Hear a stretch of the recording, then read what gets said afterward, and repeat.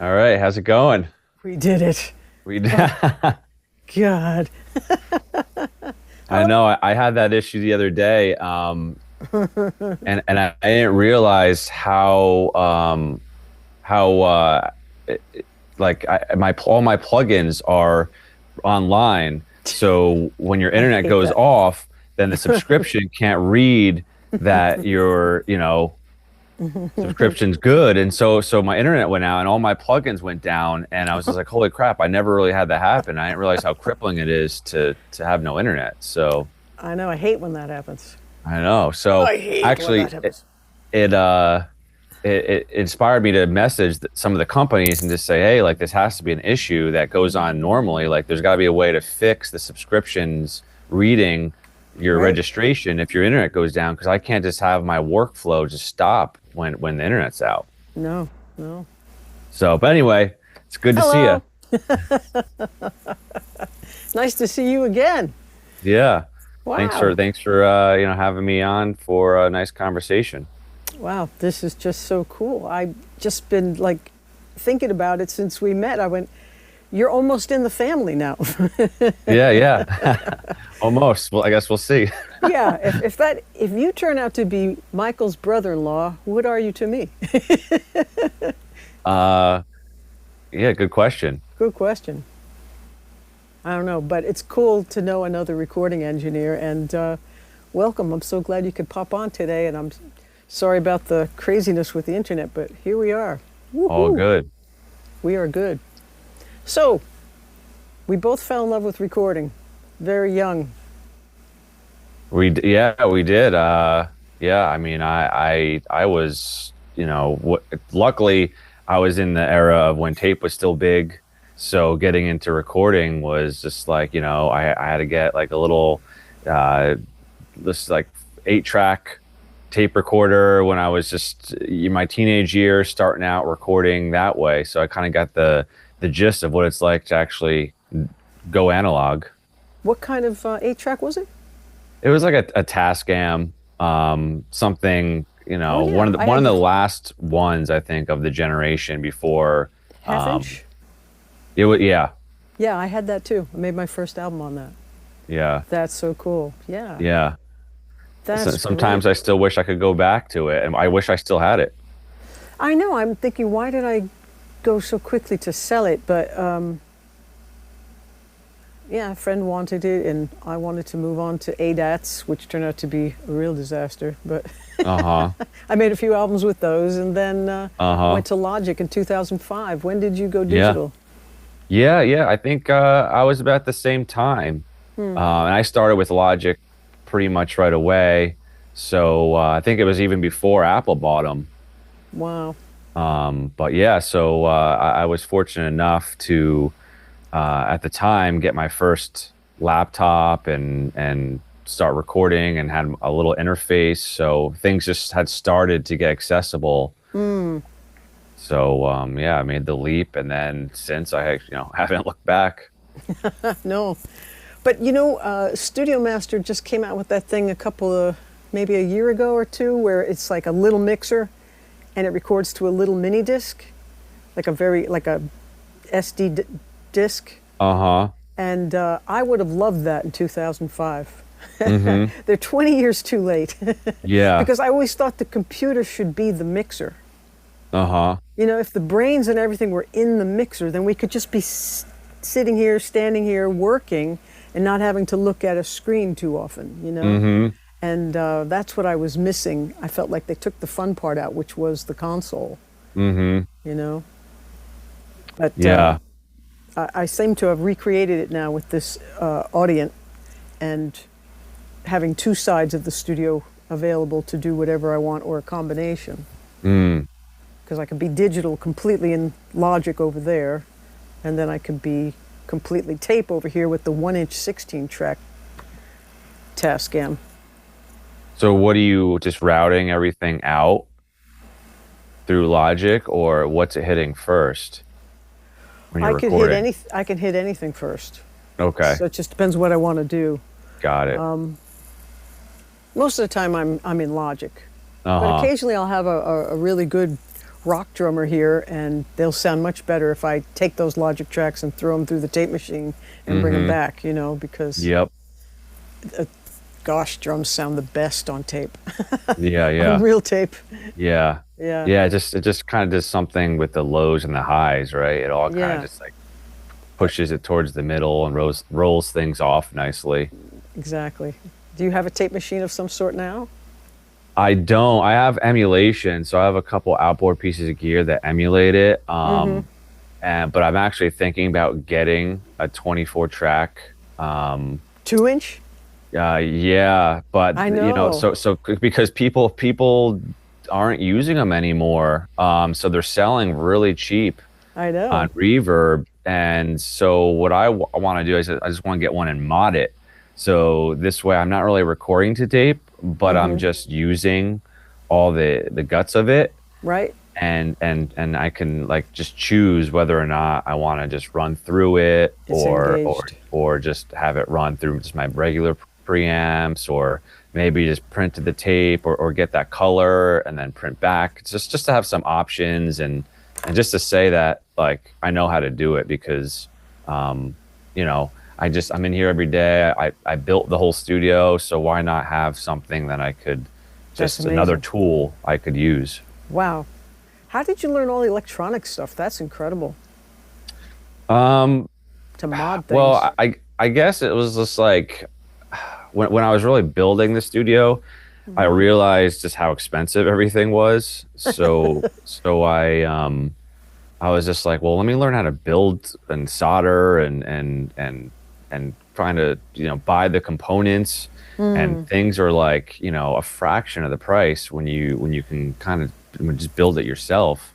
Wow. So I started soldering just some of those color modules that you can buy, and then I started with the preamps, the 500 series, and then I started Mm. soldering mics. And yeah, Wow. before you know it, I had a whole collection of things that I personally soldered, and it takes a lot of time, but instead of spending $100,000 on all this gear, you're only spending like 10 to 20. Wow. That's really smart. Yeah. Do you know White Sea Studio on YouTube? Maybe I've come across some things. He's got like a switch thing that he's got that was modded for him of his 24 track machine. And when he wants to, he just engages it and gets the color and then takes it out of some track or several Mm, tracks in, several tracks back. But yeah, I almost bought the one I was just showing you on the wall. I have a picture of it and I stare at it every day because I think it's just so adorable. I just mm. love the way consoles and tape machines look. Yeah, yeah. But yeah, it just felt like it'd be a giant washing machine down here, and I didn't know where to put it, and didn't really want the transport noise, and Hmm. if I was going to hide it away somewhere behind a wall, it was like then I don't get a chance to see it, and it's so cool. Yeah, yeah, yeah. So I this was a know. really cool option because you could get this one in the housing. This is the MS-16. It could be in a big thing, but this one was sold just rackable. So Mm, I don't know if you could see that. Yeah, the yeah. 16 VUs are above it. It's just a separate unit with all Mm, the stuff in it. But I thought, I've used the tape machine a few times to start some songs and to warm up some drums. And it'd be interesting to see what I use it on next. It's just so fun. yeah. We Did got you? a great setup over there. I'm really enjoying it. It's definitely the best setup I've ever had. You've probably seen a few videos. I was trying to get my phone to also hook up so I could give you a tour, hold it around, Mm, show you, but I think you've probably seen it in some videos and stuff. yeah, I mean, also more inclined just to come in person and check it out one of these days. So I was just over Mike and Katie's place the other night, and we were talking about taking a trip up because they want to go to Boston and hang out. So I was like, That's right. why don't we all go up and make a weekend out of it? So Yeah, possibly sometime this summer we'll schedule something. you pass right by here to get to Boston, and you would pass right Yep, here on the way back. So yeah. exactly. Oh, that would be great. Yeah, so I'll let you know about that, but hopefully we can make that happen. Oh, I would love that. Yeah. Did Rob Harkness ever get in touch with you, or did you ever reach out to him? No, I guess it was one of those things where we just were waiting, but I mean, I followed him online and you know, checked out a lot of stuff, but yeah, but I think he's on the West Coast, right? He was. I Oh, think he's back on he's the East Coast. Okay. yeah, I think it's a few years now. He's been in New Jersey.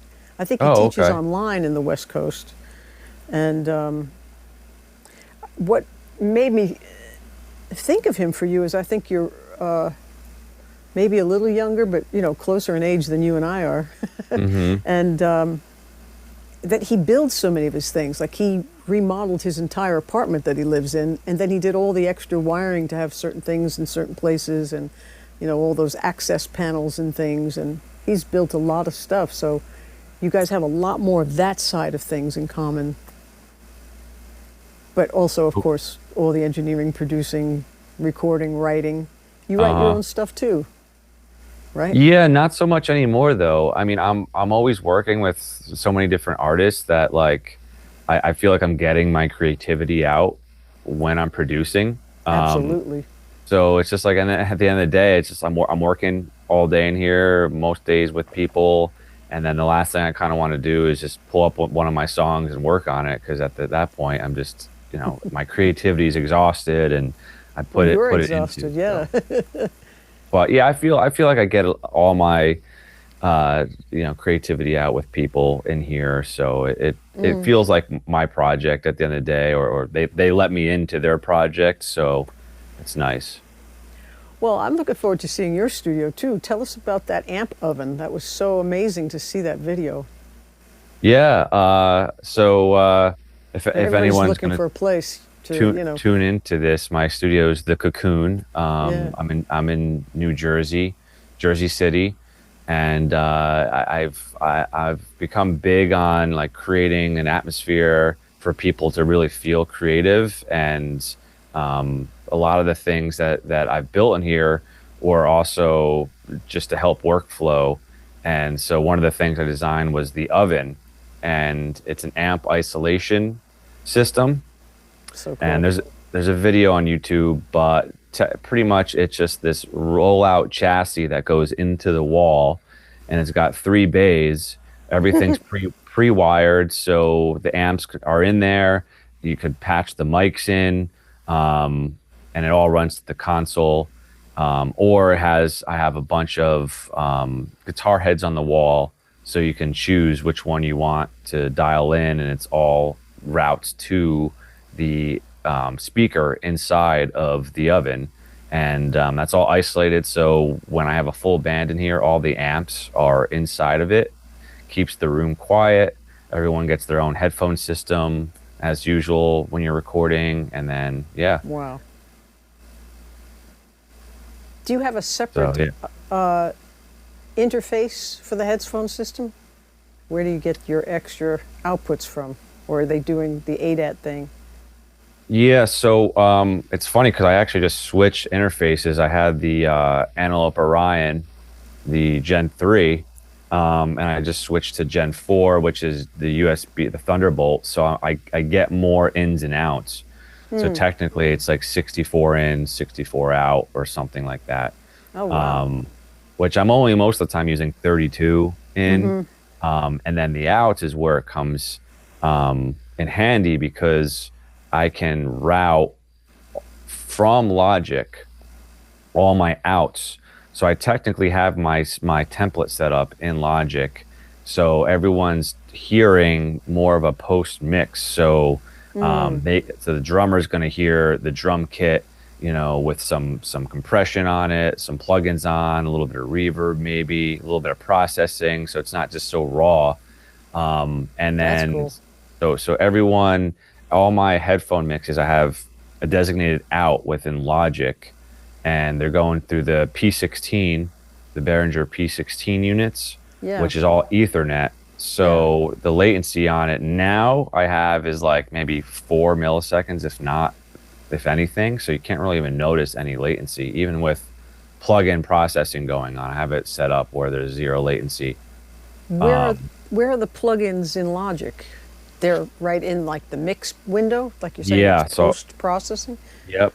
Yep. So I only have a couple. It's not like I'm doing a lot. I'm only using plugins that are zero latency. So like some EQ, some light compression, maybe some sends for like reverbs or effects or something. But So you this also have way, those 500 series. yeah. You could So go analog with some of those too. yeah. So everything's running through them. So it's all everything runs to the console. I'm always recording analog, processing anything I need to do that way, and then it's going into my interface and then into Logic, and then from Logic, that's where it splits out into the headphones. Yeah, Um, so a lot of people will go just straight out from like your interface, so it's not even touching your DAW at all. But I right. just like to have some ability to control people's headphone mixes and give them something a little cleaner. Yeah. I have that Behringer system coming later this week. I've always wanted it, and I found a whole bunch of used parts to have at least Okay. 4 personal monitors with the system. But am I going to need their distribution box? Yeah. It's not going to work without that? I thought that was just for live on stage. No. So I have the rack mounted I think I think it's PM16 or something. There's like it's the same thing, part of the Yeah, system. So pretty much then you would have your outs go into that, whether it's ADAT or just analog in. And there's 16 channels. And then from there, it's all Ethernet to around the studio. So I have all Ethernet running around the studio, so I could patch in a cable and give a person their little headphone box, mixer box, yeah. and that's all 16 channels. But I usually do stereo, so like stereo drums, stereo guitar, stereo vocals. So this That's good. way, they're getting the ambiance, the atmosphere, and it's not just like mono tracks that everyone's getting. It's just like a big picture mix. So you Nice. feel like you're actually like hearing your record back when you're performing. That's really cool. You could definitely play and sing better when it sounds better. Mm-hmm. Yep. Yeah, of all the places I've ever lived, this is the first house that I only recently had a full band in. Oh, okay. It was once. And we're just using the regular old headphone amps, and that was just not going to cut it. And then sometimes someone's listening to a mix because there's a headphone input that isn't mine. So I'm not hearing the same thing they're hearing. And that Mm-hmm. turned out to be a problem. But yeah, I have the little monitor power plays coming, and I do have the box. Oh, okay. But there is a second box for live, I think, that Um, translates. And I'm thinking, do I need that too for in here? But I don't think so. no, I don't think so. You should be fine. Yeah, As long as you have the rack mounted the box, the pretty much yeah, the brains that are sending things in and out, and then everything's Ethernet to the smaller yeah. units. So yeah, you should be fine if you have that. Got a lot of Ethernet cables coming to maybe daisy chain them or something, but I'll check Yeah, it out. so the whole thing about that is like you need to power them when you daisy chain them. Oh, okay. So I always have everything, hardwired or like single runs. So like there's like I think 8 or something or ports out of the rack mount P16, and they individually power every unit. So good. But if you daisy chain the units, you need to power every one that's daisy chained That makes sense. with a But 9-volt brick or something. if you do the 4, you can just do a cable to each. Yep. Yeah. Okay. Yeah. Oh, So that's that's usually a little cool. cleaner too, and you don't just got so you don't need like power sources by Yeah, every musician. that would be good. Yeah. Yeah. So And just you've buy like, like, 25, 30-foot Ethernet cables to just run it straight from the rack mount to the. yeah, I've got 530s coming. I'm like, do I There need you go. 50? I'm like, no, Yeah, that's not 50 feet. yeah. Cool. So how long have you been using that headphone system? You like it? A while, and I've had the same ones for, I don't know, 8 years, 9 years now. Yeah, they've been around a while. Yeah, and they're great, and like I don't care what anyone says about Behringer products. I think they're great. I've never like thing is with Behringer is that they last forever. They're like a tank I know. and never have issues, and they're cheap enough. If something breaks, you just buy another one. But quality wise, I think they're great. I know. I have their X Touch that I don't need to use anymore, so I have that for sale. But I've loved it. I always loved the way those faders felt. And I have their Poly D, their little Uh-huh. mini moog guy. Yep. That's fantastic. Yep. I've That's a never had a yeah. problem with Behringer either. I know what you mean. Yeah. Yeah. Yeah. So I don't, they for I guess like well back in the day they were pretty cheap, but I think they've really expanded and their quality control has gotten much better. And yeah, so and I have for the live, I have the X32 Oh, digital wow. mixing board. So when I do live events, I bring that and yeah, that thing's awesome too. That's cool. Yeah, my keyboard player in my last band had that. Mm. He was doing lots of cool things with that. Wow. And that really interfaces with the headphone system well. Yeah, that does too. So you could technically have everyone with in-ears for live application too. Um, but I always have like monitors set up just in case because there's a lot of people that still like to just hear themselves on stage and don't use in-ears. So I kind of create the atmosphere on stage, this like, bubble that everyone can hear themselves. If they want a little extra, they pop an in-ear in. Wow. So what kind of live gigs are you doing sound for? I don't do much anymore. I used to do a lot.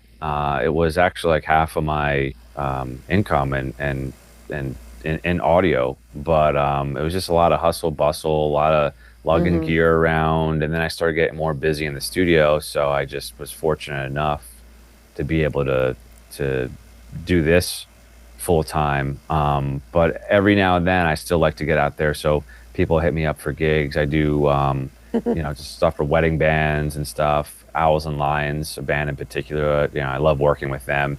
So they keep me busy. Like I'll have maybe a couple gigs a month with But like the them. venues, what kind of venues are they? They're just wedding venues. Um, but I in Jersey City, there's a lot of live.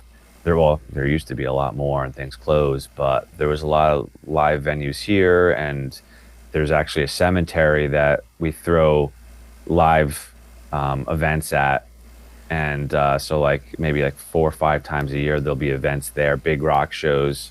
So I used to do a lot of events there, and we're talking like huge sound system, big stage. So yeah. Have you built yourself one of those Fairchild clones? I know there's a bunch of kits out there for that. No, I haven't. I'm always looking for something new to build, but Yeah. yeah. I've heard that's a bear to put together, but that Uh-huh. people have done it. I just put some money to order the Stam Child, but I'm not even sure I'm going to love it as much as I think. It's funny because mostly I record my own stuff. Yeah. It's on the quieter side, I guess people would say. Not too many harsh sounds. And I like warm guitar things, even though I can get some brittly things going on. If I use too many ribbon mics or too much tape emulation or too much real tape, it's like, where did all the life go? Yeah, I know. I know. I forgot that in the tape days, people had to record a heck of a lot brighter to sustain 6 months of overdubs so that Yep. the tape didn't completely disintegrate and they lost all their high end, right? So they started off rather bright, but it never sounded probably too bright for them because they were on tape. Then, of course, people hated the digital sound because they put all that bright stuff onto digital. It came right back in their face. Yep. Too bright. Yep. Yeah, the pros and cons of each. But like I just think there's so much control in digital, right? And Oh, so much no manipulation question. you can do and so like, no matter what, you could always bring back life or take some away. Yeah. Like yeah, it's there's the plugins have just gotten crazy. And I'm sure you fall in the trap too of like, oh, you see like a plugin on sale or something, you're like, oh, I need that. They're so good at selling you plugins I know. that like I just got rid of tons of subscriptions. I'm just like, I don't even use these things. So I like Hmm. just cleaned house Oh, that's and good. just, I'm like the basics, right? This is forcing myself just to be more basic and narrow down my selection. So it's, Sweet. yeah, I've gotten much better at uh kind of less is more approach. I haven't had any subscriptions. I was buying them all, and literally too many, like you say. But yeah, I didn't like when they went to the subscription model. Hmm. It's like DistroKid. I don't want to pay constantly so that if I ever stop paying, my music disappears. That I don't like Yeah. that. No, I actually I can't stand their business model. Yeah, Um, yeah, I've always used CD Baby. I just think like, me too. Yeah. keep it on forever and that's that. It's just like there's no like why am I gonna like what pay a subscription the rest of my life just to have my music accessible, right? Doesn't make any sense. Yeah. No. Cool. Yeah. Well, the night we met, I think it was Mother's Day, right? Yeah. We couldn't stop talking about gear and Yeah, I recording, know. and our It was mothers are looking great. at us like, Yeah, yeah. Hey, isn't this my day? so where did we leave off? I think we both had a ton of questions left for each Yeah, other. I know. I know. I'm sure we could have talked, the whole night. Yeah. And like it's actually is awesome because you don't really meet fellow engineers or producers or musicians that often at family events because like you know your family, you know what they're into. So no one in my family is really musical except for my father, but he passed away. So it's just like whenever I'm going to events, usually it's just like I kind of got to go out of my way. Hey, do you guys want to hear my music? Yeah. Time to spend time with muggles. Okay, Uh-huh. what is going to happen now? Yeah. Hope I have a good time. Oh, they have food? Yeah. Oh, no problem. I'll be okay. Yeah. Yeah. No, but I know what you mean because, like, I was just looking for a manual for my attic fan because I have an electrician coming by later to change the motor out, and I can't get up in the attic to take a picture of it.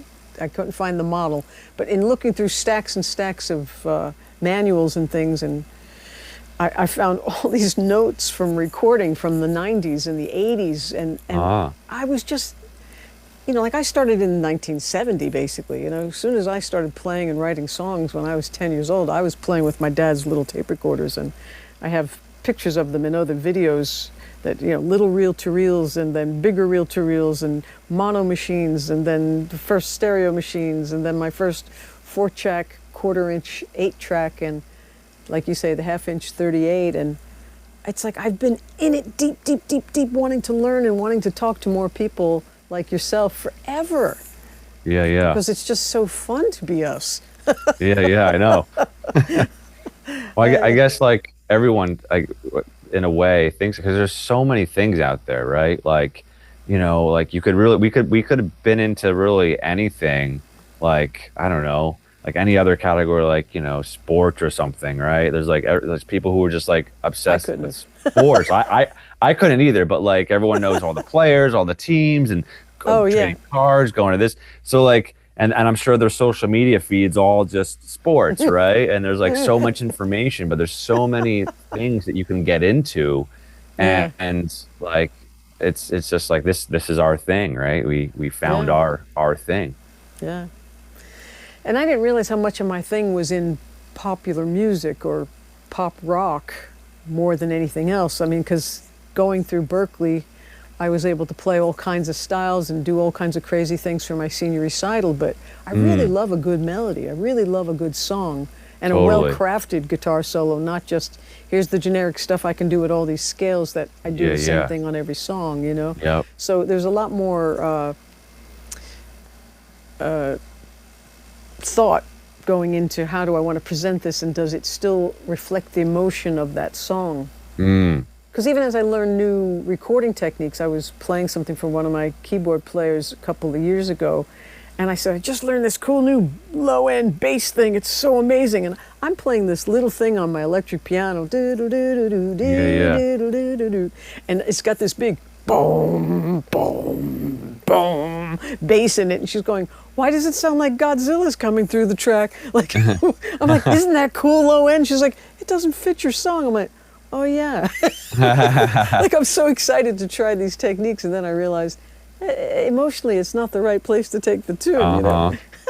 But you got to go through it to know, Yes, right? true we enough. go we go through the weeds sometimes, and like we hear our own music so many times that to us it's like after the thousandth time of listening to it, we're like, yeah, we need that big low end, and then like someone else hears it, like, what is all this going on? Like, take this away, take that away, take it all away, and go back to what you had 1,000 listens 3 days ago. Yeah, yeah.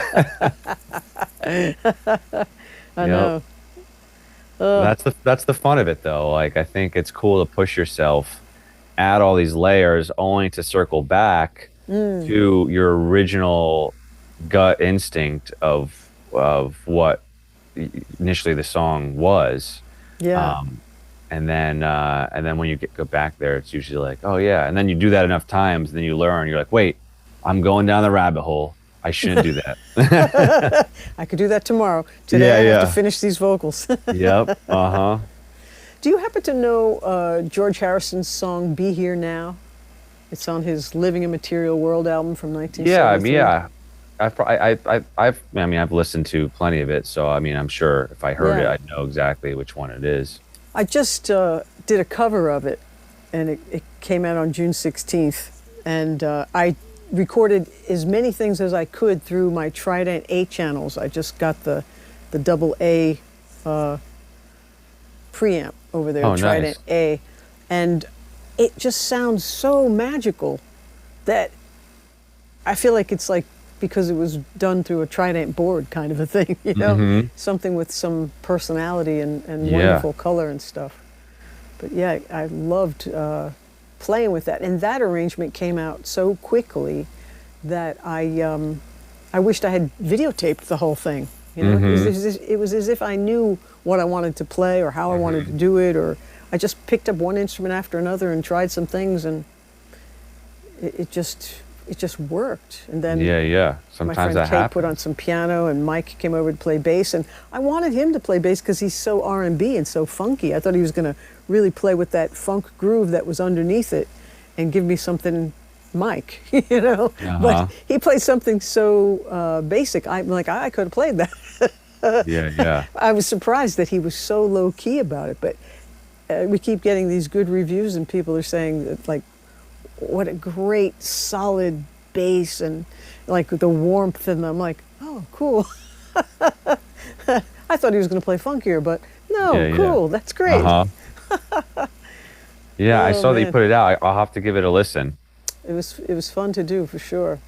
Because a bunch of years ago, I was interested in all kinds of string things. And I have like a 3-string strum dulcimer, and I was teaching, and a student came running saying, "There's an Indian restaurant on Newbury Street, and you got to check it out because they sell sitars." And Oh, wow. I went to look at the sitars. This was in the early 80s.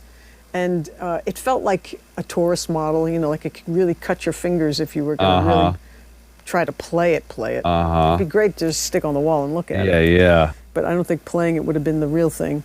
And so I said, well, do you have any swarmandels? Because those are the Indian harps. And I wasn't even sure what that was called till I was eating at an Indian restaurant, and I heard a Indian song playing, an Indian arrangement. I said, is that a swarmandel? I asked the waiter. He's like, yeah, that's a swarmandel. So I bought a 30-string swarmandel, and basically it looks like an auto harp, but it's got 30 strings that don't have any buttons. Like, you have to tune each thing with like some kind of a hammer thing. I use a drum key, and I just try to tune each one of the strings so they sound harmonious to a moment in the song. Because it's not like you're going to be able to play the whole tune if it's like a harmonica and everything works in one moment, one key center, you know. But to go, I've put that through lots of songs, and sometimes find little melodies around it, you know. It's so fun. Yeah, those little instruments, you know, just kind of you always have laying around. Sometimes they're just like, oh yeah, I got this thing, and just dust it off and put it on, and it's like kind of it makes the song. It totally does, yeah.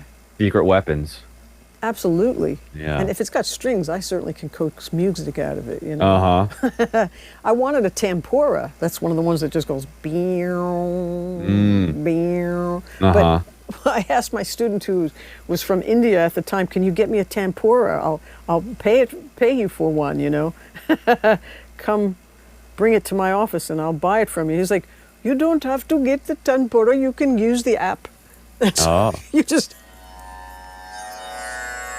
Ah, there it is. so you could choose any note Just you want. choose. Oh my, wow. And any key and any Oh my pitch God. of the Indian scale and get it to drone in your tune. And that's what I Yep. did. I went up to the microphone, threw the trident, and went, "Meow." And then when it Yep. needed to go on again, I went, "Meow." Yep. It does its own fade out, and it tapered off right in the right place. It was so funny. I thought, this should have been a video. Making this should have been a video. Yeah. Yeah, there's a plug-in for everything, right? Yeah. And that's an app on the iPhone, so anybody can Uh-huh. get a Tempura Lite for free. Uh-huh. It's a good sound. Yeah. I've put it in a few tunes already. And then, Nice. like, you know, lap steels. What else? Crazy things. Oh, a bouzouki. A friend of mine went to Greece, brought me back a bouzouki. But that's like a 12-string acoustic. It's just that it's 8 strings. Uh, It's got the octave strings in it. mm. I like 12-string, but then just the high strings doubled, you know? So instead of having octave strings, they were all just all high, so it sounds like a harp guitar. Yeah, then I almost have like the- that's like Nashville tuning too, or something. Yeah, Right? and I have the Wechter, the Abraham Wechter Nashville parlor size guitar that's perfectly intonated Nashville guitar. Uh-huh. Because I always had one acoustic set up with the Nashville tuning. Yeah. But it Mhm. was always a little out of tune because of the tension and the, you know, you change all the strings to something thin to get up that high, and then you don't have the right intonation. Yep. Yep, that's true. What is your main instrument? Well, I guess it's always been guitar. Um, but I always tell everyone now my main instrument's my console. Yeah, that's good. Um, That's good. Yeah, yeah. It is an 'Cause, instrument, really. Yeah. I used to play a lot. I used to be in bands, and then I just started focusing a lot more on recording and the art of recording and producing. So I pick up instruments when they're needed. So Yeah. if I need to hop on drums or bass or guitar, I'll do it. But for the most part, I'm usually like calling musicians in. Like if I need something specific for a client, and they got the budget for it, I love having different players in. Someone I could just call and just have they just come in and rip it up. So instead of me taking a couple hours figuring it out, they come in and within 10 minutes they're done. Nice. But yeah, but I still play every now and then. I'll hop on Yeah. whatever. Did your dad teach you, or did you learn on your own? Yeah, no. So he was, growing up, I was always around it. He was a guitar player. He was a guitar teacher. So Was he? yeah, he was a luthier for a lot of his life too. Wow. Do you So have he some of worked- his guitars there? Yeah, That he built? yes, so yes. Well, he didn't build any of his guitars. He worked for Menzel Violins, so he did a lot of just cellos and violins, violas. I'm sure he did some guitars too, but he always, bought guitars and then like he actually bought cheap guitars and then rehabbed them to make them really nice guitars. So yeah, I do have some of his guitars hanging back there. A lot of them are mine that I've just acquired over the years, but since he passed, I did help my mom sell a lot of his collection, but I kept, some good ones here. Good. That's really good. Yeah. So I mean, he would have wanted them put to good use. So Oh, definitely. I make sure, and people come play them, and they're just like, man, this guitar plays itself. Or when I was selling them, people would come and just try out the guitar. They're just like, this is the one. I've been looking forever. It's just there was something magical about his guitars that like, He set him up nice. yeah, that people just felt like, like he was channeling his energy through them. So now he lives on through his guitars. It plays like butter. Yeah. I know. I always thought I should be cremated and just put into the body of a guitar. Ah. Just Well, I had my father was cremated with I put one of his guitars that he always played in the casket, so he was cremated with the guitar. So I guess similar, but you would be vice versa. Oh my God. Which But guitar did you cremate? it was a telly. Wow. Yeah, it was one of the tellies that he always played. Wow. Yeah. Didn't you like that one? Yeah, yeah, yeah. I was going to sleep that night. I was just like, should I go get it? Is this a bad idea? I'm like, no, it's right. What did your family say? They thought it was a good idea? Yeah, yeah. Everyone was just like, yeah, I think that's what you would want. I was like, yeah, I've never heard of that. That's amazing. yeah. Wow. But yeah, I guess if it was the other way around, if you were cremated and put into a guitar, you probably would need to be mixed into the lacquer. I I think know, that would be. because it's not a wood composite. Oh yeah. Or the inlays, right? Like I guess like the ivory inlays or something. Somebody like, this guitar just doesn't breathe right. Scrape that thing off. Yeah. That's funny. Well, I Yeah, remember. and Go ahead. no, you go ahead. Well, you were listening to some of my stuff right after we met, and we were emailing back and forth. You were asking Yeah. me certain things about vocals, I think. I'm not sure what tracks you heard or what you wanted to know about vocals. Oh, I mean, just in general, like I just thought the production was great, the songwriting was great. Because I didn't, you don't know what to expect, and you meet different people. Oh yeah, I make music, I do this, and just the fact that you produced it all and recorded a lot of it. It's just coming All of from it. yeah, coming from somebody who can like truly appreciate the art of doing that. And the fact that you just like you have so many songs, it's just like you could tell you've been at it and you've spent your whole life crafting your skills. So yeah, I was pleasantly surprised, and yeah, I just was driving, and then I was listening in the studio just when I was putzing around. So I listened to a good amount of your discography. But yeah, I And they thought sounded okay everything. at your place. Oh yeah, Oh, good. yeah, yeah. I didn't Yeah, really. very very organic. Like I'm a big fan of keeping that like live sound, because things get too polished, and a lot of the music you hear today, a lot of what's popular is just like um, just way too robotic. So just to Yeah, hear it all like organic and live, there's real something to be said instruments about it. Yeah, mixed totally. with MIDI, like not Yeah. overly electronic or. Mm-hmm. Yeah. I've always liked when even multiple singers in a band learn the parts and try to sing together, but they're sometimes a little off.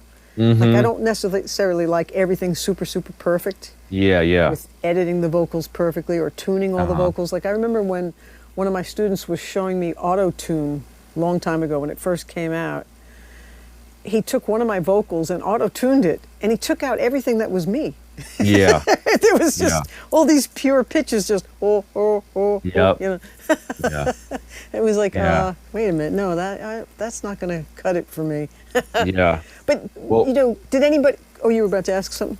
well, the whole thing with the auto tuning, like there's to be when you overdo it, and like a lot of pop music is just like very pitch perfect. It's all like on in sync, and there's just the more like organic, Yeah, folk sound that everything is just like free.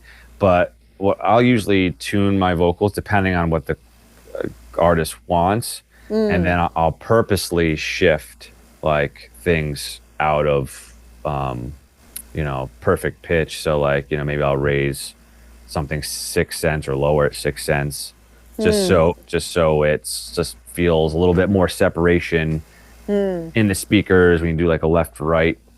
like sample delay. Yeah, just a little something to, because then when you're hearing things just ever so slightly delayed, the ear now then perceives it as just more of that double or that harmony. Sure. instead of it blending too perfect in with the mains. I know it was so cool. My very first electro harmonics piece of outboard gear was a signal processor digital delay. And if you just used a little bit of delay, you got like a slight chorusing.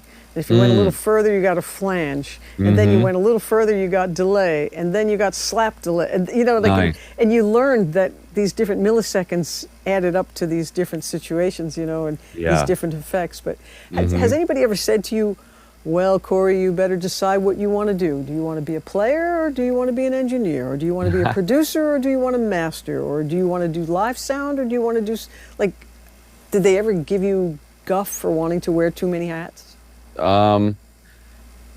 Fortunately, no. Like my parents were always very supportive. I never got that. You better go to school and, learn something. And it was always, it was always just like, do what you want and do things like well. My dad always was big on more the blue collar, work hard, work smart. So I never really veered off path too far. I was always like had a grasp on a vision. But there was a defining moment in my life where, like I was saying before, I was playing in bands and then something just snapped. I'm like, you know what? I think I'd be much safer career-wise being in a studio providing a service for people versus being a musician and not knowing when my next gig might be and the hustle and bustle. I just saw how much everyone was running around trying to book gigs and then like band practice and dealing with all the musicians. Yeah. And so I just, early on said, I think my place is in the studio, and then that's what I gravitated towards. So I didn't really have to like do too much figuring out. I think it naturally came to me. So I was fortunate enough That's to cool. figure that out. Yeah. How about you? Well, I just always wanted to play guitar and write songs, but then I fell in love with tape recorders, and I never thought of it as you could be a recording engineer because I felt like those people were like really serious, very different kinds of people, engineers, and they did all the wiring and the soldering and all the good stuff, and it just seemed like for me to have an idea for a song, even if it was just a little guitar riff or a little vocal idea or a title of a song or something, to get from that little idea to a finished record, I just wanted to follow it through. So that meant having fun with tape recorders or playing with microphones or playing a different guitar with that guitar so I could hear both parts at the same time, or picking up a bass and, oh, the drummer can't make it, but his drums are here. Let me, tap away and see what I can do. So I really enjoyed learning all those things. It didn't feel like too much, like, oh my God, I have so much to learn and I've got so many things to do. People have said that to me all the time, like Steven Weber, who used to teach at Berkeley. He was like, you have this ability to see something through from beginning to end and keep the artistic vision intact. And I was like, but it's me. It's my opinion. It's my taste. So of course it's going to be a similar thing all the way through. Yeah. Like for a while, one of my friends said, well, it sounds like you're playing all the instruments. Then around the album of Playing with the Pieces, she said, oh, now it sounds like different people are playing all those instruments with you, but it was still all me. So I don't know, maybe there's a place where you break off a little bit and you get more of a bass player personality versus guitar. Or totally. Yeah, I think honestly that's a really good point you bring up, because being a good producer and engineer is knowing what each instrument does, how it sounds, how it's played, so like I think I encourage any producer or aspiring producer engineer to go out of their comfort zone and play piano for a couple of days, to play guitar, play these different instruments, just to learn their tonality, timbre, how to work on them, because running a studio, you always got to fix something. Heads need to be changed, strings, pianos need to be tuned.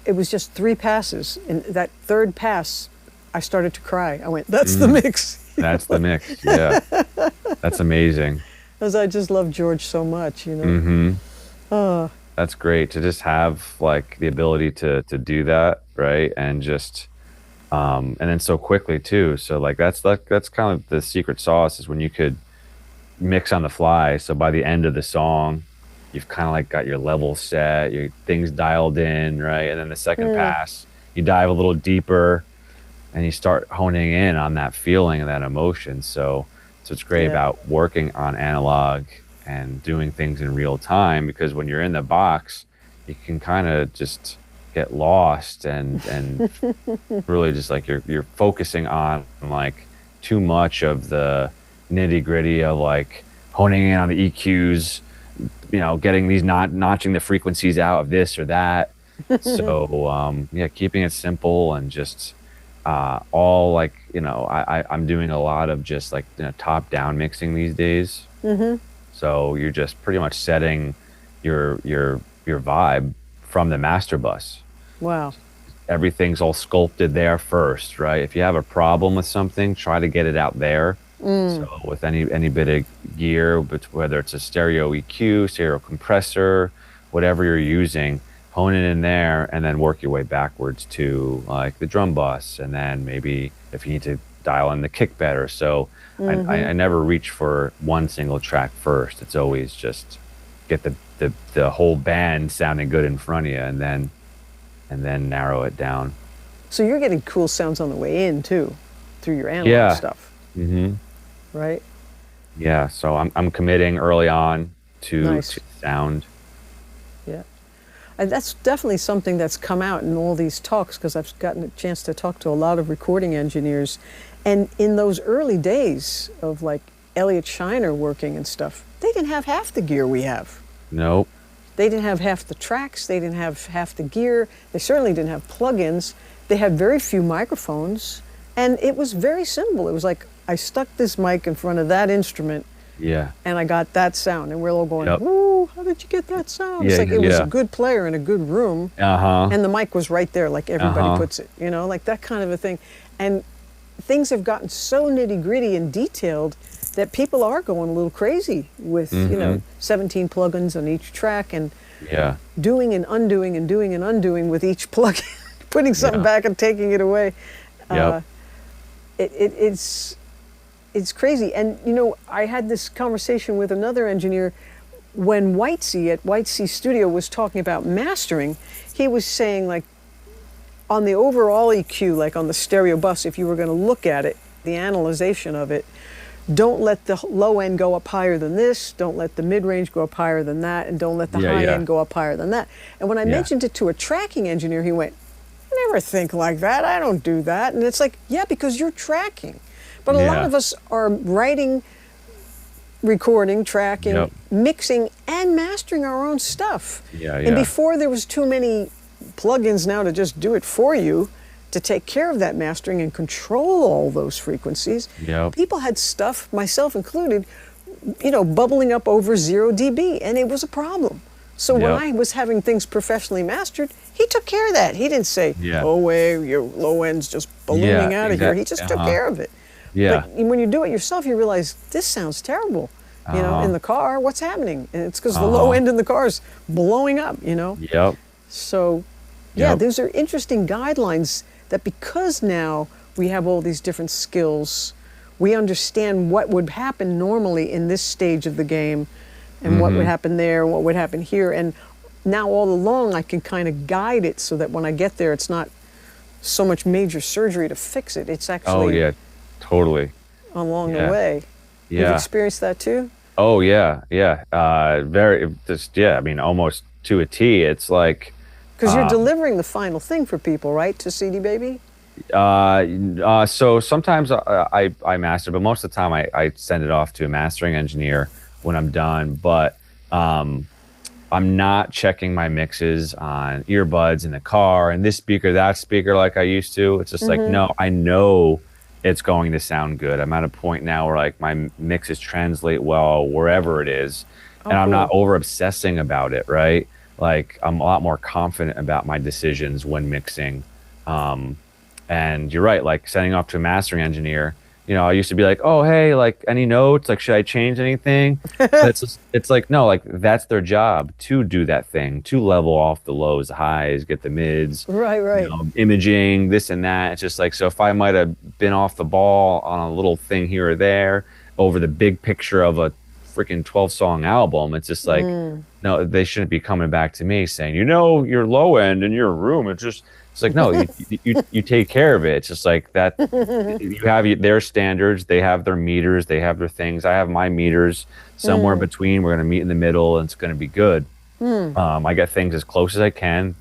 Things that I know, if I was a mastering engineer, I would want up to industry standard. And each person in the game should help each other along the way. So Yeah. and I've surrounded myself with only those types of people. Like I have a great mastering engineer that I send most of my stuff to, Ryan Kelly. He's right here. He's local. Nice. Because sometimes you send it off to a mastering engineer, get it back, you're like, what the heck is this, right? It's just like maybe overinflated or like Yeah. blown out or just so It's infinite possibilities of how to write something, mix something, arrange something, master something. There's no Yep. way to know without some kind of reference mix. Exactly.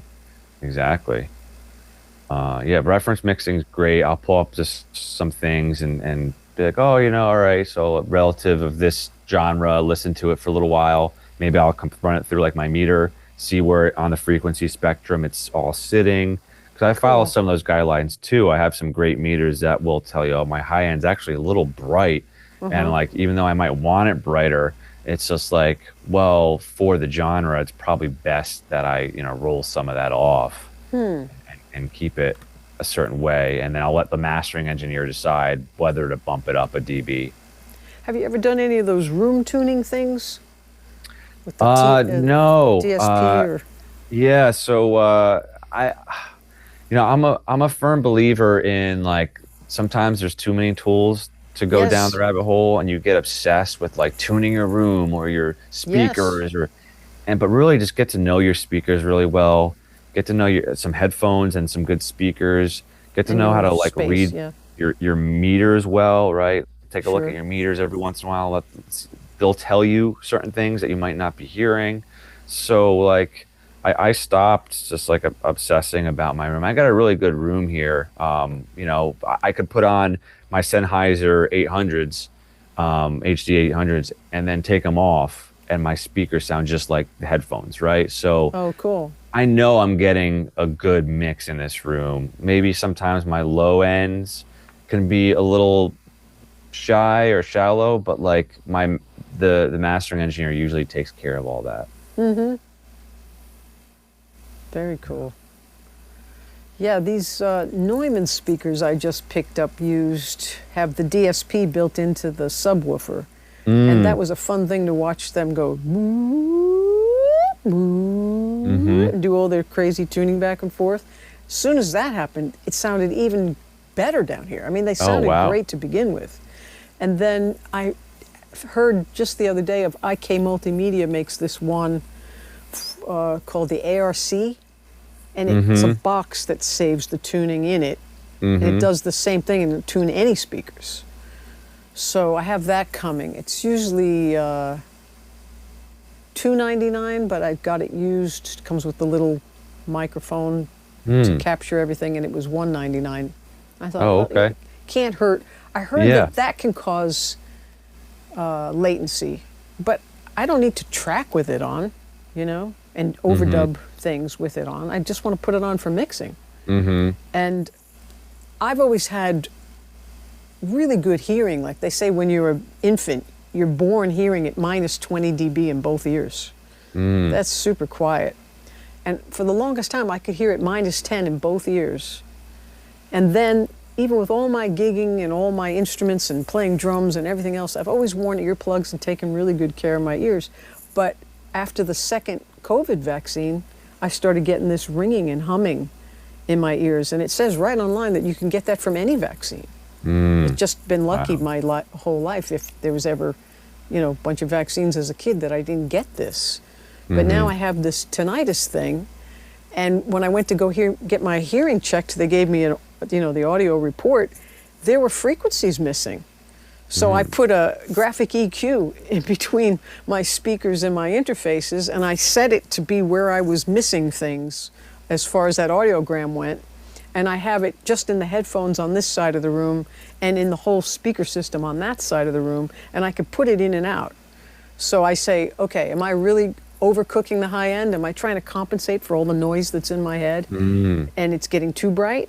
I put those in and I go, yeah, it's a little bright. So I bring it down, But I was so discouraged and so upset because I did my best to take care of my hearing. And even live, I was always wearing foam earplugs or the rubber earplugs, plus noise canceling headphones, plus my own personal mic and little mixer to give myself my guitar and my voice at whatever volume I wanted, and cut out the gigantic loud band that was always playing around me, because most of those guys had hearing loss. And had their monitors blasting, so on stage the volume was too loud. Oh. Yeah, I had a hearing test recently too, and everything came back great. So I was actually above the curve for my age demographic, so I was happy about that. Fantastic. Yeah, even with all your live sound. Yeah, even with that, I mean, I wear earplugs, but like not probably as much as I should have, because like every once in a while you're like, I can't hear what I want to hear, and you take them off and you do your mix, and you're really getting things dialed in because you really got to hear the natural speakers coming at you. But then when I got things dialed in, I usually put them in. But even here, I don't listen loud. No, I never it's do funny either. because like you're with clients and like Yeah. they want to listen loud because they don't normally listen loud in the studio. But I have a certain setting, and it's if someone's like, hey, can we listen loud, turn it up, I'll do it. But then after that, I'll turn it down and just be like, explain to them like ear fatigue, like I'm in here 8 hours a day. It's just like, this is a comfortable volume. You'll thank me at the end of the session. And most people are like, yeah, you're right. Like it feels much better than me going to this other studio. My ears are blasted out by the end. I've heard some engineering teachers too say, once you set a level for the day, keep it there the whole day. But I can't do that. I go back and forth with all kinds of levels because I catch different things in different ways. So if I listen really quietly, I get a whole different picture. If I put it on a medium setting and sort of go around to the stairwell and go stand or sit in the stairs, I'm getting that torch effect, and saying, what does it sound like when you walk away from it? What are the loudest things? Or is it really balanced? Is the kick too loud? Those kinds of things. So I like all those different checks and balances, and I've got about 5 or 6 different pairs of headphones. I'm always trying different things, and I don't like hurting myself, right? If anything is hurting me, I cut it back. So if anything, I have been guilty of taking away too many highs and high mids because I'm like allergic to those frequencies. They're like knives cutting through your head, And it's a giant playing field out there, I'm sure you've noticed. I mean, there are records that just sound impeccable to whatever your taste is versus someone else's taste. Yeah, and it's a taste thing. The sky's the limit as to what's acceptable. I was like, lo-fi is in, it's like, but I've always been trying to get something clean, sounding professional. I don't want to go lo-fi. I was tons of tape hiss and lo-fi most of my life. Well, there's, I always say there's two sides of it. There's lo-fi that was recorded purposefully that way, and then there's also lo-fi that like is called lo-fi because they couldn't get a good recording and they don't know how to record, so they classify it as lo-fi, right? So I think that market's been a little saturated, like, oh yeah, I'm lo-fi. It's just like, well, no, I think you're probably just like in your bedroom with a really crappy mic and you didn't know how to do this and this, and that's why it doesn't sound great. And so like there's different things on that, but I think retro is a better term, and like committing to like older microphones, older gear, things that like were used on all the classic records that we love.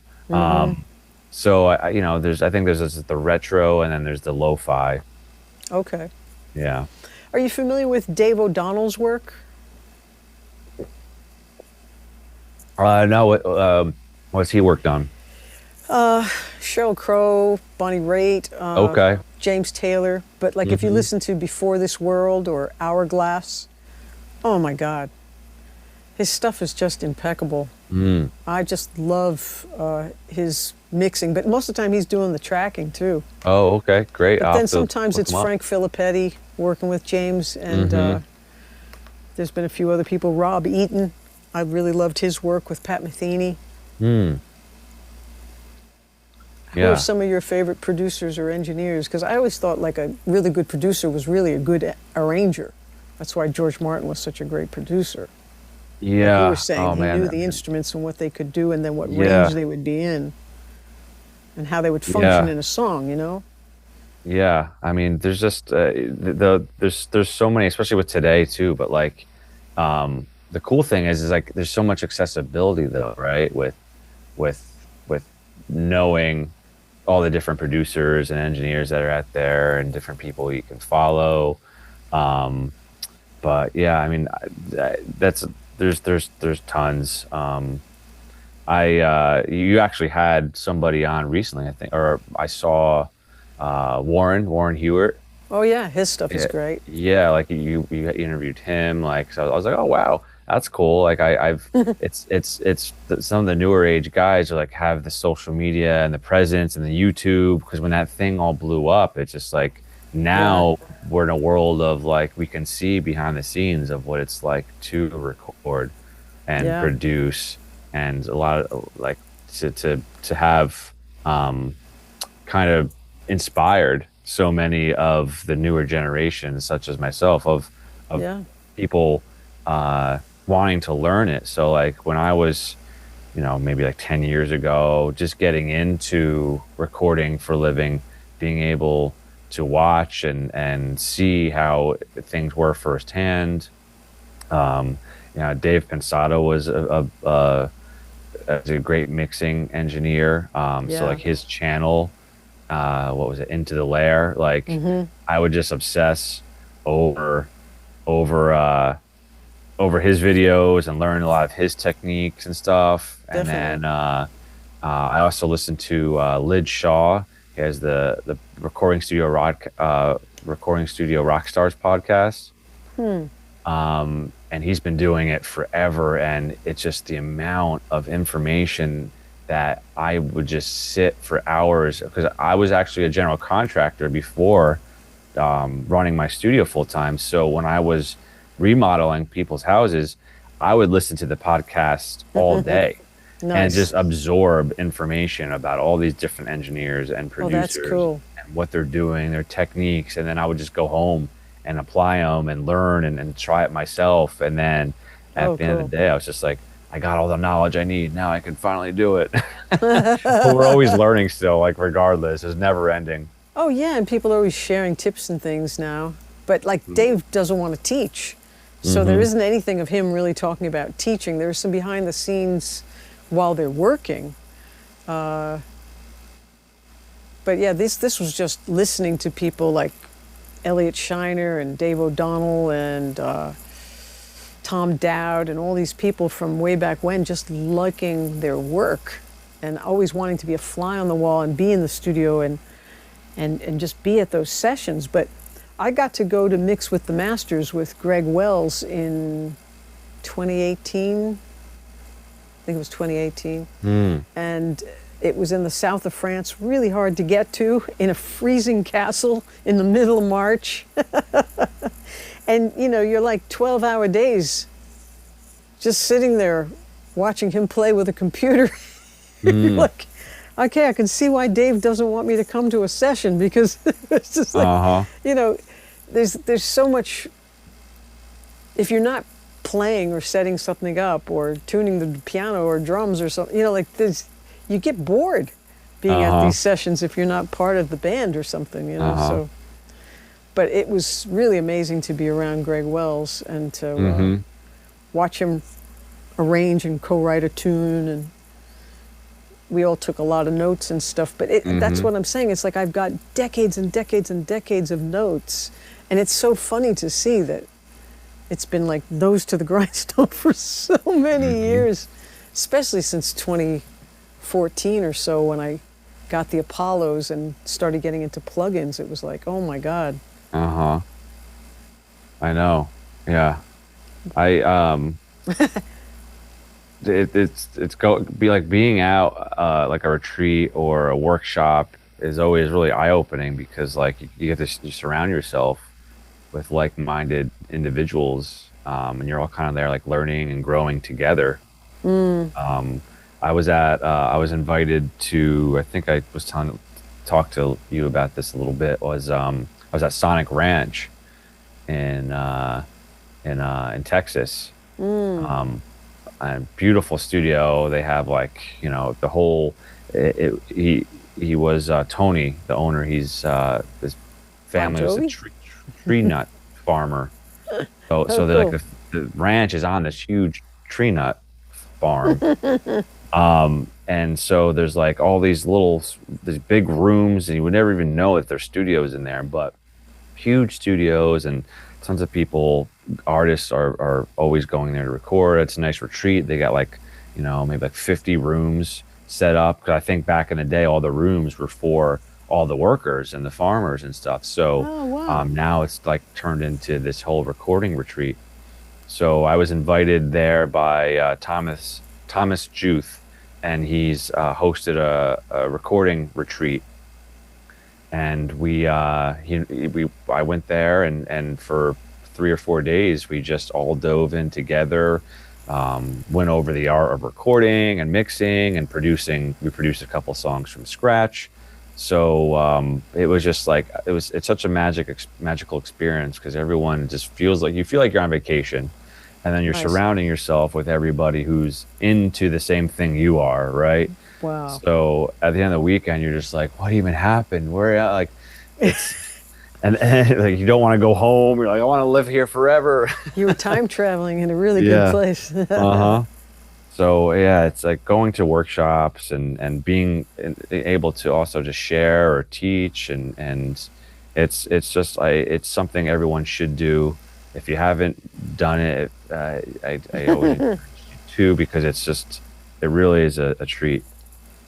I know I was going to go to tape camp, and then COVID Mm. happened. I had my B&B all set up and my Mm. plane tickets, and then all of a sudden they were sending us home from work, and I said, but I'm supposed to go to Nashville, and they're like, I wouldn't go if I were you. Like, oh, okay. So I never Yeah. went. And it was around that time where I was really frustrated with my Mac, and I thought, that's it, I'm going back to tape, and I'm going to go buy a 2-inch tape machine, and Uh-huh. I'm going to go learn how to work them and, fix them and Uh-huh. stuff, and go to tape camp there. And then, like you were saying, there's so many things we love about the computer and the editing, Yeah. and then so many things we love about tape. So now it's just like try to use the best of each thing, Yep. but get your project done. Don't just Yep. stay off in the weeds somewhere. Yeah. Yeah. Yeah. It'd be great to learn, but it is definitely time consuming, and it's just the maintenance. And also it's hard to get tape too. So that's the other thing, right? It's like you get the tape machine and you might get some tape, but then like companies are just, ATR, I think, is making tape now. It yeah. is pretty expensive, though. Uh-huh. And But for how much longer? I talked to Tascam and TIAC and said, you really should be making tape machines again because I have so many students interested. And they said, no, it's too expensive. So Uh-huh. they don't want to do Yeah. it. But, they tried to get rid of albums, and now albums came back. They tried Yeah, to get yeah, rid of yeah. CDs, now CDs are coming back. Yeah. I wouldn't be surprised if tape recorders come back, and it would be Yeah, fun. yeah. Yeah. Yeah, it all comes full circle, and I'm sure it will. It's just hopefully it's sustainable, right? You invest all this money into having something for the studio, and then like a year later, oh, we're not making that tape anymore. Well, yeah, the 2-inch machines, though, have been around for so long. So if you're really thinking of one, you definitely want to see some of those White Sea Studios videos from White Mhm. Sea.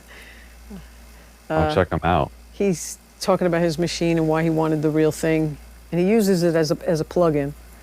But you could use it as a tape, the original sort of tape machine thing. But it's like you said before, the really great recordings, even of yesterday, with real good mics and preamps and real pieces of gear, those kind of things aren't fad. You know, they never go out of style. They're not DSP that gets obsolete or something. They're just really good analog gear or really good digital gear with an analog sound that is still, replicatable, or you can still find parts for and stuff. I don't know. It's like, I like the idea of spending money in the studio on things that have been timeless in a way, but not necessarily relics and things that sound noisy. Yeah.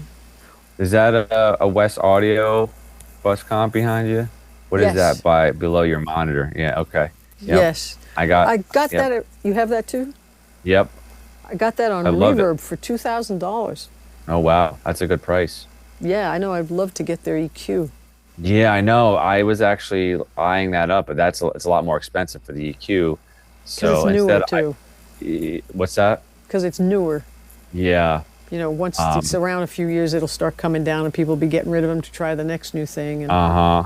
But like I just think it's amazing that like I could have an analog piece of gear and control it digitally, and it's all recalled. So every time I'm working on a different mix, it's just like I don't gotta like reach for the knobs. It just automatically sets to the levels I had it. that's so cool. And I'm a big fan of the mid side, like on Me my too. stereo bus. It lives on my stereo bus, so I'm always doing just the mid side compression, and then I have the Craneborn audio, the Carnaby, and that's also digitally controlled, and that's a Very harmonic cool. EQ. So I went with that one because it was a little cheaper than the West Audio EQ, but I think eventually I want to get the West Audio EQ. So this is what my master bus has those two things living on it. Nice. I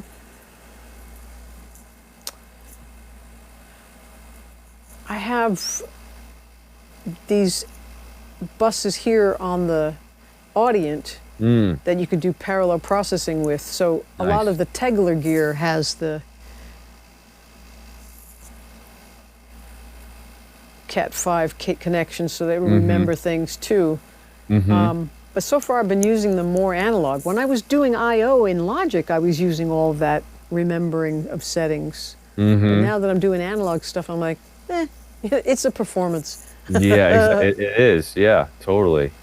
But yeah, it's fabulous. I love mid-side stuff. I do a lot of that on the MBP, the Neve guy. Just It just- It makes or breaks a mix. Like it really does. it really gives it a character and stuff. And Yeah. it's so interesting to listen to other people's work in the headphones and stuff and see just how far back those drums are. You know, how much of that was that big room and you mic'd it from far away, and how much of it Yeah. was you're just playing with the. Uh-huh. I like those choices. But then again, some people leave all that stuff for the mastering, I guess, you know? It's kind of a drag if we're doing this with the mix and then you give it to a mastering engineer and they're trying to do something else with the mix. You're like, leave that alone. I already did that part. You know? Yeah. Yeah. My mix Like- is sounding like Gumby. No. Like, Yeah, it's funny the interpretations that you just get different engineers, because that same goes for mixing. Like you could have the same artist, and then the two songs mixed two totally different ways. It's all about a feeling and an emotion. The emotion could be perceived completely different than you intended it for yeah. when you hand your music off to somebody. But sometimes that could be like sometimes it's also like a pleasant surprise because you're like, oh, I never really interpreted it this way, but actually I like it. Yeah. Fresh ears. Yeah. What do you do to stay inspired? What do you do to renew yourself? Wow, that's a good question. Well, I find different things in the studio that I want to change. I take a break from music. A lot of times when I am not working on music, I don't listen to music like I used to.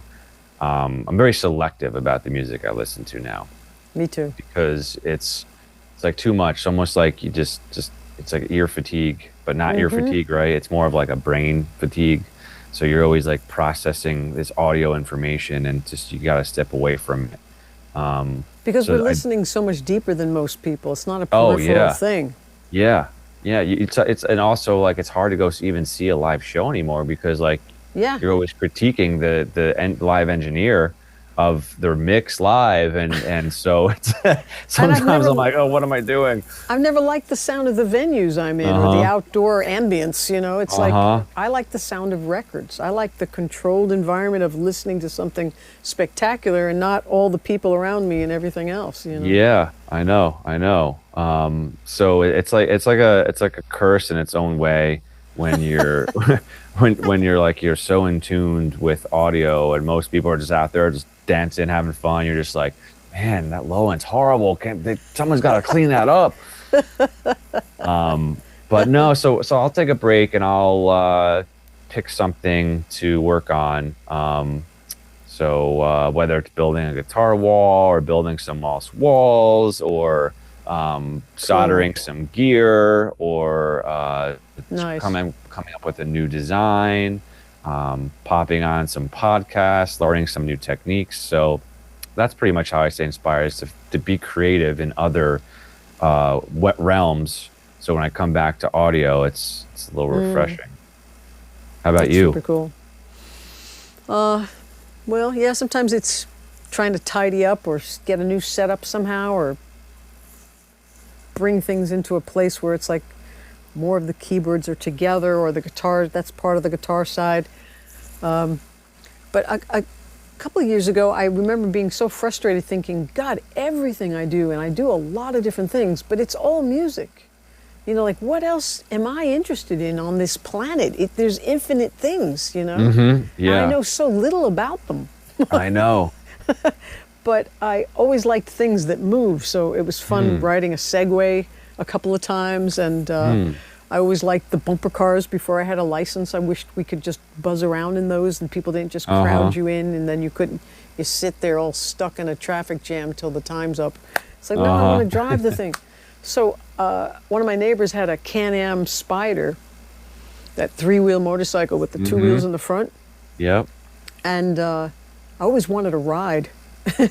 And then I thought, I wish you could rent one. So I looked into it all, and in Massachusetts, you need a special license, like a motorcycle license. You need Oh, a okay. course. They Wow. don't let you rent them anywhere to just drive them around, and you have to buy one. So I thought, well, if I was ever going to buy one and take a course, I'd want a blue one. And I went looking online, and I saw a blue one with all the extra compartments on it, for traveling. And I thought, wow, I wonder if I like this. I Yeah. could do this, right? So I put a Uh-huh. down payment on one and I took a course and I bought it. So for the That's last 2 awesome. years, I've been buzzing around on a Oh, Can-Am cool. Spyder Roadster, and it inspired a song called Big Blue Machine, which became the Mm. title song of a new album that's coming Nice. out on August 1st. And it's called Big Blue Machine. But it surprised me and surprised lots of people who know me. Mm. But I like that. And the first helmet I bought was for colder weather and had the extra leather thing for warmth. And the name of the company is ILM, Inspired to Live More. And I went, Mm. yes, yes, in my 60s, it is very important to be inspired to live more. Yeah. So new gear and Uh-huh. writing new songs and getting better at piano, all those kinds of Yeah. things I'm still getting a kick out of. Yeah. Wow. That's a great takeaway there. It's just like inspired to live more because like you're right, it's just like we keep going every day we go on. It's almost like just life can become this mundane thing and like, all right, here's another day, here's another thing. Yeah. So to find the inspiration to carry on, that's a great marketing strategy right there. It Like, really is. I flipped. I just think of it all the time. And every time I uh-huh, walk out into that garage and see that uh-huh. thing, it's so big. The first time I saw it, I cried. I was afraid of it. I was like, what am I going to do with this? You saw me. I'm 4'10". I'm like, come on, Uh-huh. you know. But it's so much fun. And you get on that thing and you're like, woohoo, Uh-huh. freedom, it's just, That's it's so awesome. exciting. That sounded like the beginning of that Blur song. Woohoo! That's great. No, but I Yeah. think it's important for us to all learn how to use our brains to make Oh. ourselves happy. And Mm. that's what I've never liked about like 12 years of school, even before college. Nobody teaches you how to take care of your money. Nobody teaches you how to take care of your thoughts and your emotions. And they don't teach you how to stay well. And without Hmm. those three things, you're so screwed. Yeah. I It's know. like, wow. Yeah. So, I don't know, Yeah. man. Yeah, I know. It's you got to really just like navigating through it all. Um, it's either I think you kind of find your passion, you find what makes you happy, or I think a lot of people just go through life and just kind of coast. So, um, Well, even follow the I breadcrumbs, Just mm, follow the things. Like yeah. even within each moment, if I think of something horrible or something sad, I could just completely plummet. And if I stay Hmm. there too long, there are more thoughts that I can plummet about, and then I'm down for a half hour. And if I think of that, I could go on, and I could wallow. I spent so many years in my 20s and 30s wallowing about the pre-suffering over things and stuff. But after a while, you start to realize, wow, it's one thought at a time. It's like Hmm. the flower game where they go, Uh-huh. they love me not. They love, Yeah. love me not. Like, I'm happy, I'm sad, I'm happy. Uh-huh. What are you looking at? 24 hours a day, Yeah. there's all these things going on that are absolutely euphoric and Yeah. absolutely devastating. Hmm. What are we going to focus on? And I think, as one of my friends says, human beings have this power to focus, and that's where the magic is. Focusing on what you choose to focus on. And if something empowers you, get involved and make it better. Mm. And if it devastates you, it might not be your thing to spend your time thinking about or working on, because it's crippling you. You can't be ineffective, right? We need more human beings to show their light and to step up and be super cool, happy, love things, like Mike Dooley says. And it's really hard to do that if you haven't slept, if you're not eating properly, if you're, looking at the wrong things and staying depressed for weeks at a time. Like, Yeah. you have to find ways to cheer yourself up and reboot and find ways to, be the Superman, Superwoman in your own life. Yeah, it's so true. Yeah, I think I don't know, something came over me recently within the past like three years probably, and it, like really shifted my perspective. And like I think I find myself in that like existential, I always say there's like it's not midlife crisis anymore. It's like thirds or quarters because things are just moving so fast now. Yeah. Um, You can have one so every other week if you yeah, want to. yeah, exactly. So yeah, and I think I found myself in a position where I was just doing a lot of that thinking, and sometimes it's just like, well, what's the next steps? Where am I going with all this? Is it even worth it? Like, right? Do I pers- pursue this career of engineering when AI could take over tomorrow, or this could happen? There's all these what ifs, all these worries that we always have, Yeah. and they're always going to be there no matter what we decide to do. So it's just really, yeah, shifting your perspective, making the best of it, persevering, right? Having the drive, having the passion. If you're not loving what you're doing, then just rethink it and find something you do love, because um, like in the blink of an eye, 10 years goes by and you're just like still just the same old routine. So It's true. yeah, yeah, you got to really, it doesn't come easy. You just got to push yourself every day to Well, you got to love. allow yourself to have desires.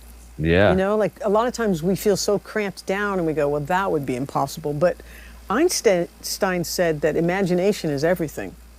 So if we use our imagination and realize that the universe is really a friendly universe, if we could know that on some level or try to test it, you could see that the universe has your back and use the magic. I think most of us don't realize that we were probably these spirits that decided to have a physical experience And we're supposed to be using our magic down here. You're a wizard, Harry.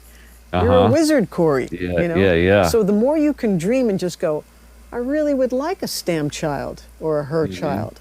I would really like to add an extension on the recording studio.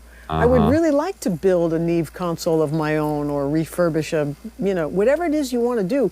It's like put up pictures of the things that you're looking forward to and look at them every day and just Yep. think about them and imagine them. And it Yeah. gets to the point where you desire them so much. Like when I was thinking of a console again and a tape machine, I almost felt like I was obsessed because days and days and weeks Yeah. it was getting stronger and stronger.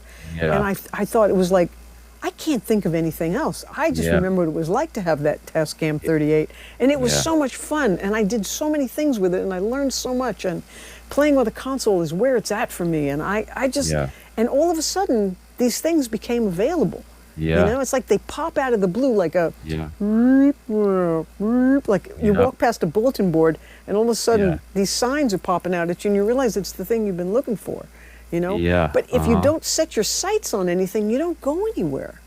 Yeah. I've had 5, 10-year increments where it felt like nothing was happening. And it was the same old, same old. And I joked to my classes one day, we were talking about this and I just popped out of my mouth. I said, choose your ruts carefully because you're going to be in them for a while. And I went, oh my God, what did I just say? Like it was so true, you know? But the more Yeah. I let myself be a little crazy with, wouldn't it be cool to like go to Italy for a few months? Or wouldn't it be fun to do such and such? And it's like you've got to like cast your line out further Yeah. and dream bigger because there's so much more for each of us to enjoy and to have. But we cramp down and we have belief systems that just crush us before we Yeah. even begin. And you No, can't it's- steer a ship that isn't going anywhere or a car, right? You got to be in motion, and you don't have the energy to be in motion if you don't have any kind of momentum. And you can't get momentum until you start something. And you don't want to start Yeah. anything because you feel like, I don't know how to do it, so I don't know. Can someone show me how? You got to Yeah, yeah. jump in sometimes, you know? Yeah. Yeah. No, that's the truth. Like, You couldn't have think said back it any better. Think back to anything you've ever done that you just jumped in or had an inkling towards, or I don't know, I want to just go there. I want to check this Yeah. out. Yeah. I mean, wasn't it just awe-inspiring and thrilling, and all of a sudden Yeah. you were on like something that was moving and it felt great, Yep. Yep. you know? So- And you got to keep doing those things, right? It's yes. like we can lose sight of that, and we get caught up in the everyday, or we just feel guilty, right? We feel this guilt to go do this, or to take time off, or to spend the money and do this. And you know, my partner Tabitha, who's helped me build a lot of things in here, and who's really helped me with like taking some of that I guess that guilt away of like spending the money to get this, because like you know, it's not that I don't like spending money. It's almost just like, well, I already kind of have all these things. What do I need? But it's not about the money, right? It's about the experience. It's about the ability to inspire yourself again, right? Yes. Something it's, new, it's the life it brings you. right? Yeah, it's just like we're always trying to find new inspiration, you know, whether it's just a new piece of gear that will help us produce a record differently, or you know, have something new to offer to clients, or whether it's getting away for a month and going to a workshop or this. So it's technically not, don't think about spending the money. It's about just renewing, giving a sense of a new breath of fresh air and life into Nice. your everyday. That's good, yeah. Yeah. Well, money is energy. Well, everything is energy. Yeah. Right. But it's money just a physical. It's like not even. It's we don't even see it. So it's just like Right. money's in, it's out. It's just this invisible thing that we're always around and working with. But really, you can't let it control you and your decisions, because if it's stopping you from doing the things like you were talking about, right? You're never going to do them. You need to just want to do them in the first place, and put Find a way. that vision board in front of you chip away at it You've heard of because, those? oh yeah, I yeah, like them. I like them a lot. mm-hmm, Yeah, yep, I've watched a few of those things happen for me visually that have been almost accidental too, because I mm-hmm, had a picture of a studio in France on my office wall at school, and one of my coworkers said, "Oh, Lauren, is that your studio?" Oh no, that's just a picture from Mix Magazine. And then I mm, thought, but I should put a picture of my studio there now that I have my first house. That was the house before this one. And when I put it up there, I couldn't believe it. It was the same long room, and the console was in the same place, and the it was like I had gone and bought a house and lived in that picture with my gear, uh-huh, and it yeah, was yeah, really yeah, cool. And just recently, like yesterday, I found a Gibson L5S online, and it was a guitar I fell in love with in 1979, and I saw it, somebody playing it on stage at the Berkeley Performance Center, and I just never bought one. I never saw them in stores. Most of the things I want aren't in stores. And now that they're from the 70s, they're all like $8,000 each, $7,000. I yep, found one for like 4,500 yesterday. They said they'd take an offer. I said 4,000. They came back with 41.85. yeah, I said yes. You know, yeah, and, yeah, and I've been looking at that picture on my phone for like a year and uh-huh, a half. yeah, uh-huh, You know, and I just yep, realized, oh, that was your vision board again. Because yeah, every time I look, they're double the yeah, price. There's no way I'm going to spend that for no, one guitar. exactly, But yeah, you know what it is with our gear core is that we never get stuck with anything. mm-hmm, Things hardly become so obsolete that nobody wants them. There's always somebody exactly, that wants it. Like yep, Paul Simon said, one man's ceiling's another man's floor, you mm-hmm, know? So what we're done with, someone else is going, wow, I yeah, can't believe I get uh-huh, to have this. yeah, And I don't regret anything I've ever traded or sold, yeah, because each one has helped me feel yep, a little bit more like myself and a bigger version of yeah, myself. yeah, And you can always sell it if you change your mind, yep, especially if you get things at cost or used. yeah, You can get your money back plus a little money. yeah, You know, you're not stuck yeah, with anything. no, And it you're retains investing its in value, yourself. mm-hmm, You know, you're totally, investing in your life force. That's yep, important. yep, yeah, it And is, it's your business besides. It's oh not yeah, even that you're like, oh, this is a hobby that doesn't even make me any money, you know? mm-hmm. No, exactly. Yeah, there's a difference also. Like when you kind of make that move from hobby to business too, you realize like how impactful it is to have certain things and rotate through things. So like if I'm not using something for a year in here, I've just got a piece of gear, and at first it was great, but then throughout the year I realized it's not part of my workflow or not the best thing for me. I sell it. That's my rule of thumb. I sell it and reinvest it in another piece of gear, and just until I find, something that sticks and I'm like really liking how Something it's that, helping. something that inspires you to live more for a little bit Byron. of time. Yeah, totally. That's super Yep. great. Because I Yeah. know people who say, I don't buy anything unless it's going to make me money. And that's No, only one measure, that's all. Yeah. you No, know? no, I mean, no. what's going to make you come alive? What's going to make you feel like you can't wait to get up out of bed, Yeah. you know? Uh-huh. Yeah. Building a creative space was most important for me. Running Yeah. a recording studio is having it's not just any physical item. It's you walk into a space and you're like, oh wow, like I could just be anything I want in here and bring out the magic inside the playing, make people feel comfortable. So that really, really opened my eyes a lot when I just started recording full time.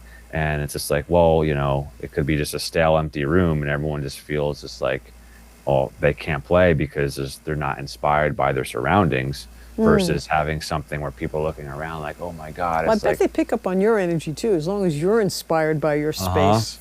Yeah, it's all psychology. It really is. Like I Yeah. always say, producing is like 75% psychology, and the rest is, the actual running the studio itself. Because you got to pull the performance out of the people you're working with. You got to inspire them. You got to help them get the best product.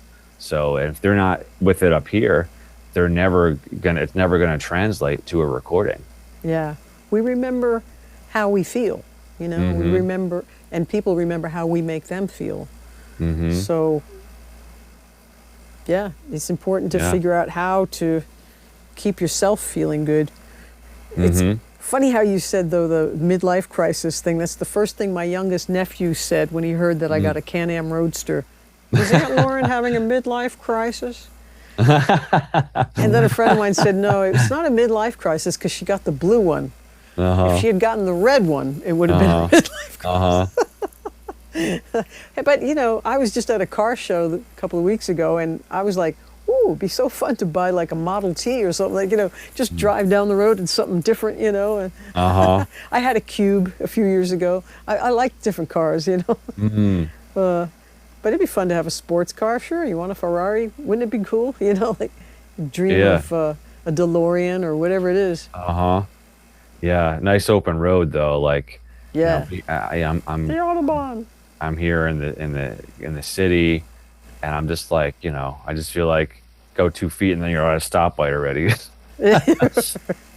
Did you pick South Jersey for a reason, or Well, I'm in North Jersey. North Jersey? Yeah, so I'm literally right next to New York City. Oh, okay. So you're closer to Paramus.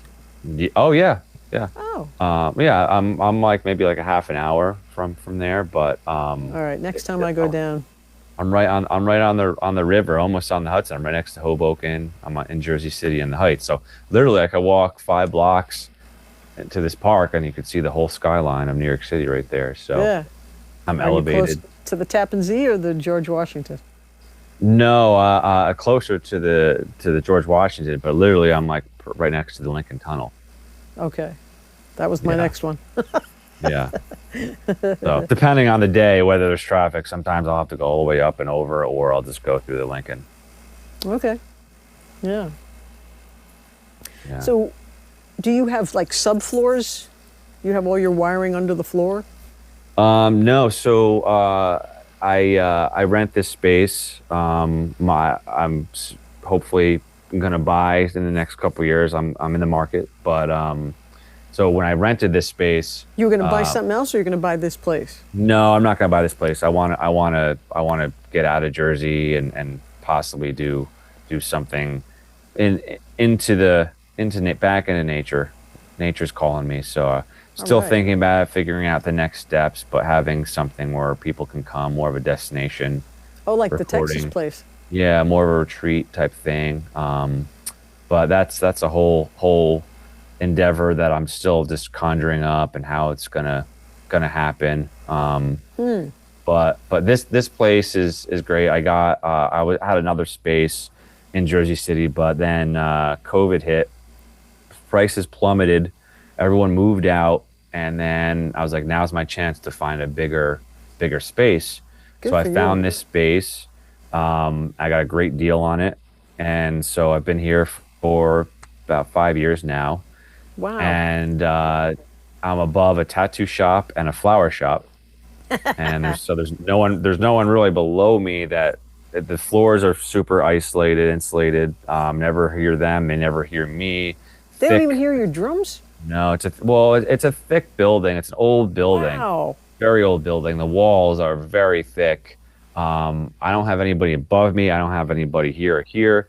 Oh, There's that's awesome. on the very far ends. There's I guess they're houses or apartments, but they never hear me. I never hear them. So I can make music all day, any day, and never get a complaint. Everything's too. very isolated in here, though. Although I didn't treat the walls or the floor, I treated the innards of the studio with all this soundproofing and diffusion, a lot of And it's diffusion. All modular, see you can take it behind. with you. Everything's modular. Everything I could take off the wall, take with me. Nice. So yeah, I lucked out a lot, and the room's a great sounding room. It's actually got curved ceilings too. The wall where the wall meets the ceiling is actually curved. So Wow. I have no No corners. square corners, No right angles. no right angles in the room. Wow. So as far as bass trapping goes, I didn't really need any. The room's just also really big and long, so the bass That's doesn't so cool. really. How many square feet is it? And tall ceilings. I have 12-foot ceilings in here too. Wow. Yeah, so That's really cool for it's like sound. 1,500 square feet, Holy cow. so it's fairly Yeah, big. It's like whatever 50 by 50 or whatever it is. I forget. that is Um, awesome. yeah, so it's great room. I could fit full bands in here easily. Um, I had one of my favorite projects I've done recently was a jazz band. So talk about like choosing the microphones and everything right at the source, right? Mm-hmm. Just getting everything place where the mic placements just live, keeping things lively, which is what this room's great for. Wow. So like, could easily fit like an 8 to 10 piece band in here comfortably. Nice. Yeah. So everything's happening like in the same room, not many Yep. ISO booths. Yeah. So I have an ISO booth. I have a modular. I make my booths as I go. Wow. So I built gobos and wheeled them around the room, and then put any moving blankets over or different Mm-hmm. sound panels. So I make different booths as I need to isolate. But for the most part, everyone's just in like a big open concept room. Yeah. I know these look like walls, but it's really the Owens Corning basement finishing system. So the Oh, walls okay. are really hunks of insulation with Oh, okay. material over them. So it takes care of the early reflections. And then there's a bamboo floor. Mm, And, it's good for mixing. It's not necessarily good for live drums, let's say. But I, can put different spaces around the drums, as we yeah. all do. Uh-huh. And Yeah. sometimes I just put mics in different parts of the house to Totally. get Yeah. different sounds. But Yeah. I'm out in the woods and about almost 2 acres of land and space between houses, and I can record 24 hours a day too. Yep. That's the way to do it, right? There's nothing worse Yeah, than just feeling restricted on when you can be creative. that's for sure. I know Yeah. it's nice to have an idea of like, oh, that's how that should go, and you just get right up out of bed and go down and do it. Yep. Yep. That's happened before many Yeah. times. Yeah. When inspiration strikes, Right. right? So when people want to know about your studio or want to know more about you, what do you want them to know about you? What did I not get to talk to you about that you would have wished we'd talked about? Um, yeah, I don't know. I think we covered a lot of ground. I, uh, I guess, leave the rest open to imagination. And if you want to learn more about me, I have, a YouTube channel. I have Instagram, socials, and Cool. the website Cocoon Recording. So if you Google Cocoon Recording or check out the YouTube or Instagram, you'll find a lot of what I am and what my studio is and the people involved here. I have a great team. I have a great assistant engineer, Jordan Isopa. She's been with me for about 2 years now. Wow. And my partner, Tabitha Booth, has helped me. She's an artistic director. She does a lot of like set design and works with a lot of fabrication in the city. So we put our heads Cool. together and we've built some things in here. That's So awesome.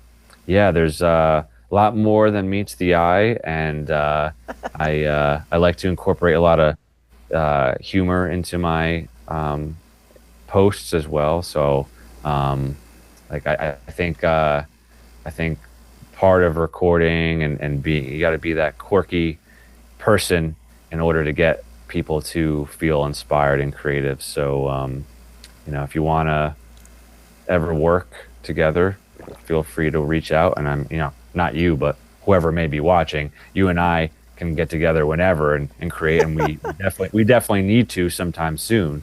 Yeah, So, I'd love to have you guys when you come up to visit, and yeah, I'm definitely next time I go to New Jersey, I'm popping over.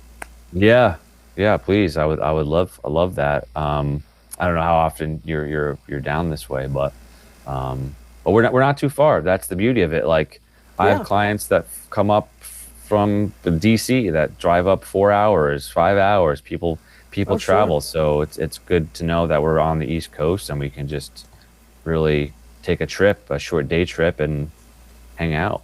You can. You can do it in a day. I do it in a day often. Uh-huh. 3.5 hours to Paramus from here. Mm-hmm. Yeah, it's And not bad at all. how often have I done that to gigs each way? And set up for 3 hours and sound check and then do a 2 hour show and then break down and do the 3.5 hours home. Mm-hmm. you know, we're used to stuff like that. Mm-hmm. So, yeah. Yeah, we definitely gotta pick a date and do something. So I don't know what your summer's like. Are you traveling at all?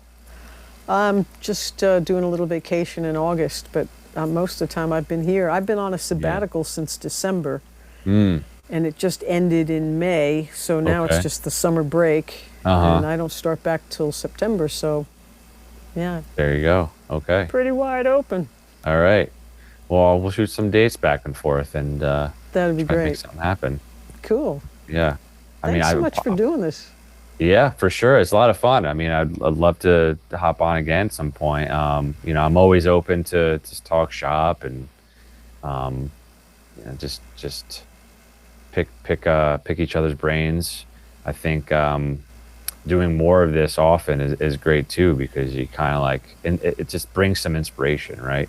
Talking to other engineers or people in the industry, then you get off the call and you're like feeling good about it. And you're just like, now I gotta go create and put all the things we talked about to use. I know, I'm looking around going, what can I straighten up and Yeah, yeah. rewire? Where am I going to put that stamp child? I have no space. Yeah, I'll have to look into that. I actually just rewired my patch bay the other day because I got the new interface, so I had more flexibility. But Yeah. I allotted some spaces now. So like I saved like maybe like 8 ins and outs on my patch bay for when I'm getting new gear. It's just like talk about thinking and your vision board. Well, Right. those slots are my like empty slots. I got to fill them up. Right. Can't have an empty space in my rack. Ooh. Uh-huh. What Yep. else can I get? Uh-huh. That's awesome. Yeah. Cool. Well, thanks so much, Corey. Yeah, no It's problem. only our Thank you for having. second time hanging, but this was really fun. Yeah, and we'll shoot some dates back and forth. I'll talk to my sister and Mike and we'll make the trip because I know they wanna go up too. So Sweet. Very good. yeah. Take good care of yourself. All right, you too. Catch you So next glad- time. Ciao. Yeah. All right. See ya. Bye.